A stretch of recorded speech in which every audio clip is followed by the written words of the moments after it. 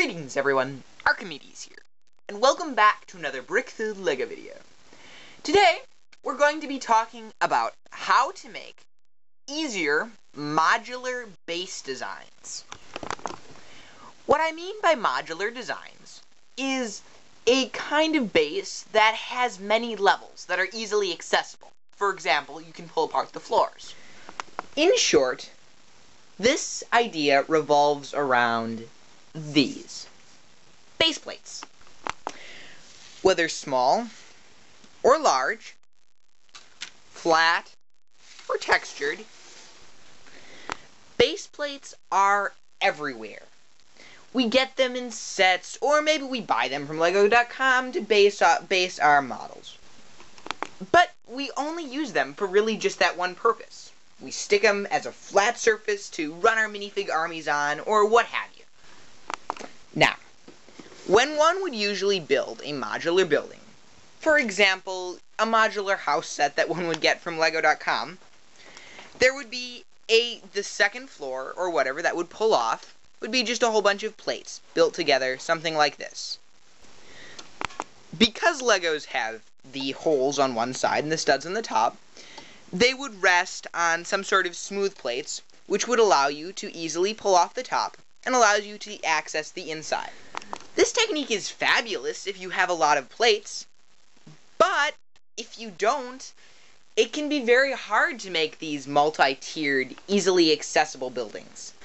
Now, let's just take a look at the anatomy of a base plate. As you can see, it has the studs on top. But on the back, it's smooth, this waffle plate design that bricks can't be clipped to. So, let's take a look at how we can exploit this smooth back of the plates to make modular buildings. As with all the base design videos, we'll be taking a look at this concept in 3 different time period designs. A classic castle, a modern fortress, and an explorational base. Here is a basic castle parapet. As you can see, it's a very simple design. But the fun trick is that you can pull off the top and see the inside and some very strangely placed minifigs. Here's how I did it. Here is the top tier of our castle parapet. As you can see, it's a basic design, 16 by 16. But what you might not expect is that the bottom is a base plate. As you can see, the smooth waffle plate. Here's the bottom tier of the castle parapet. As you can see, it's also 16 by 16. However, I built a sort of lip around it, as you can see at the top of the tier. What we can do with this is take this 16 by 16 base plate and place it atop this 16 by 16 layer. Because of the waffle plate at the bottom, it's easy to pull off the top and access the layers inside. The design also has this extra layer outside here to place on bricks to keep the castle in place. If they weren't there, the piece would simply slide off to the side, and you could have some serious castle destruction problems. So, very simple concept. You take base plate, make a frame underneath it, a floor underneath it, that's slightly larger than the base plate itself, set it on top with a couple stoppers on the edges, and voila! A modular castle. Now, let's take a look at the same concept in our modern castle design. Once again, it's modular. As you can see, you can pull off and see inside the different layers. It's the same basic concept of the castle, so I'm not going to go into too much detail. Now, let's take a look at another way to use this idea on our explorational base design. As you can see, this is our explorational base from the previous episodes. Please ignore the green grass. I just ran out of other base plates to use. I have often found that in many bases, but especially explorational bases, that there often is a very large flat-topped roof. But this whole flat roof can be a real troubling concept. It can be very hard to summon up enough plates to make that top design.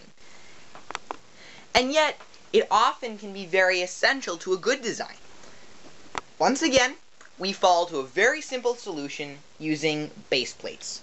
As you can see, I have a larger base plate here, which I can just simply fit down here on top of the base. As before, it's just a frame that holds the edges of the base with some stoppers here at the corners to keep it from moving around too much. This kind of design provides an excellent staging area for battles or for machinery to be parked, for example. Let's review what we learned. You'll start out by just making a basic wall design here that is the same size of the base plate that's going to be your second floor. Then we'll add a lip of bricks, one stud wider than the actual plate, like this. Finally, we'll add some braces on the outer edge, either just a few bricks or complete sides if you'd like, which then will hold the base plate in place. For today, we talked about ways to improve our bases by using base plates. In my humble opinion, this is one of my favorite tips when building bases. I hope that it's useful for you as well. I'd just like to say a quick shout out to my very good friend Zucchiniman63. He helped me build some of the sub-assemblies today and saved me a lot of time. You should go check out his channel. In just a little while, he'll be posting some really awesome Freeverse videos, which I'm sure you will like. So, next week, we will be doing a My Own Creation Spotlight, where I'll be showing off my latest and greatest base model, which I'm looking forward to tremendously. Then after that, there will be a fifth Sunday, where I'll be answering some viewer questions or suggestions, or maybe just doing something different, but of course, on the topic of LEGO. Well, ladies and gentlemen, if you enjoyed this video, please comment, rate, or subscribe. If you didn't like this video, still, please comment, rate, and hey, I'd love if you'd subscribe to me. But really, I just want to know what you think would make this channel better. I'm really open to your suggestions. Well, ladies and gentlemen, I bid you all farewell. My name is Arcimedes36, and I'll see you next Sunday.